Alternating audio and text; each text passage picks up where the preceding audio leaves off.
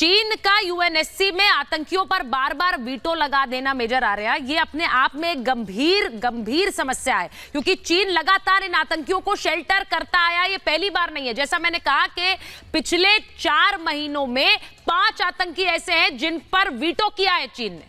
देखिए सुचरिता, मैं आपको 2 बातें बता दूं। जो पाकिस्तान अभी दुख दर्द झेल रहा है ना, FATF का झेल रहा है। IMF पैसा देती है लेकिन 3-4 हफ्ते के बाद देती है, 2 महीने के बाद देती है। इतनी बाढ़ आई है, 4 करोड़ लोग नंगे आसमान के नीचे सो रहे हैं, लेकिन दुनिया पैसे नहीं। ये क्यों हो रहा है? ये इनके कुकर्म हैं जिनकी वजह से। और भारत जो है इनकी चूड़ियां कस रहा है। भारत को अटैक करने की जरूरत नहीं है पाकिस्तान को, वो दिन चले गए। कोई अटैक करने की किसी को जरूरत नहीं है। इनको इतना दर्द देंगे हम लोग, धीरे धीरे इतना दर्द देंगे कि इनकी चीखें निकल जाएंगी। दर्द देना शुरू कर दिया है। $35 अरब पाकिस्तान खो चुका है FATF की वजह से।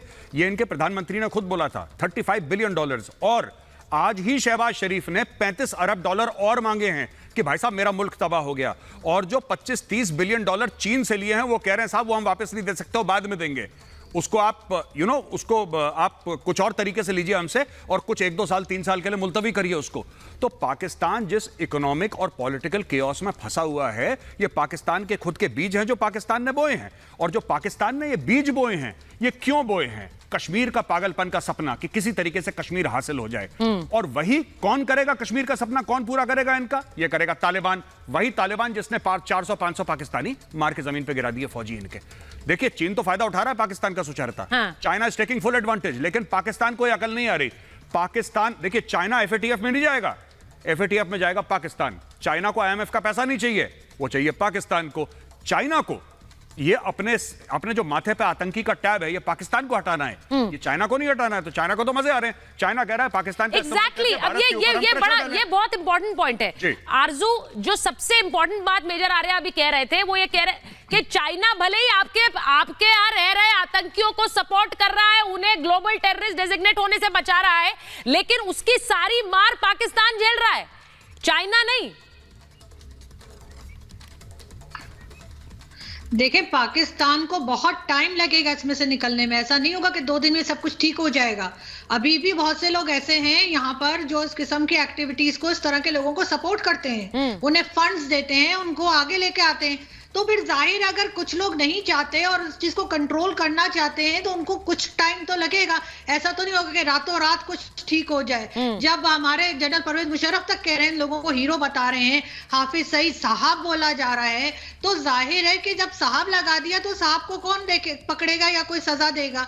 तो इसमें थोड़ा सा टाइम लगेगा। ऐसा नहीं कि कुछ भी नहीं हो रहा, कुछ ना कुछ एक्टिविटीज हो रही, चाहे FATF की वजह से ही हो रही हो, चाहे फंड्स की वजह से ही हो रही हो, और इसी किस्म का प्रेशर आएगा तभी मेरा ख्याल है यहाँ पे कुछ काम होगा, वरना काम हो रहा है, चलता रहेगा जैसे पिछले 40-50 काम हो रहा है। वो कह रहे हैं काम हो रहा है क्या? मुझे तो नहीं लग रहा है कि कोई काम हो रहा है। आरजू भले ही एक पॉजिटिव पिक्चर बनाने की कोशिश कर रही है, शायद वो ये उम्मीद करती है कि काम हो रहा है, लेकिन काम हो रहा है। देखिए मैं एक बात बता रहा हूं, आरजू ने यह बात तो ठीक बोली कि इसमें बहुत समय लगेगा, लेकिन बहुत समय हम तब कह सकते हैं सुचरिता जब इसकी शुरुआत हो। अब इसकी शुरुआत नहीं हुई है, तो शुरुआत जब होगी उसके बाद बहुत समय लगेगा। क्योंकि एक्चुअली कई पाकिस्तानी ऐसे हैं, कई पाकिस्तानी। मुशर्रफ ने क्या कहा था? ओसामा बिन लादेन हमारा हीरो है। पाकिस्तानी कौम का हीरो ओसामा बिन लादेन है। यानी कि पूरी दुनिया एक तरफ खड़ी है, पाकिस्तान एक तरफ खड़ा है। यही पाकिस्तान का वो आर्मी चीफ प्रेसिडेंट ये कहता है कि ओसामा बिन लादेन हमारा हीरो है, हाफिज सईद हमारा हीरो है। भाई अगर तुम्हारा हीरो ऐसा है, जिसके हीरो ऐसे होंगे, फिर कौम कैसी होगी? हमें यह सोचना है। तो आरजू जी बिल्कुल ठीक कह रही है कि वक्त लगेगा, मैं मना नहीं कर रहा, हो सकता है 30-40 साल लगे, लेकिन आरजू जी कभी ना कभी तो शुरू करना पड़ेगा पाकिस्तान को। कोई तो ऐसी मोड़ होगी जिसमें पाकिस्तान ये कहेगा कि ठीक है आज से हम बंद करते हैं। वो मोड़ अभी तक आई नहीं है पाकिस्तान में।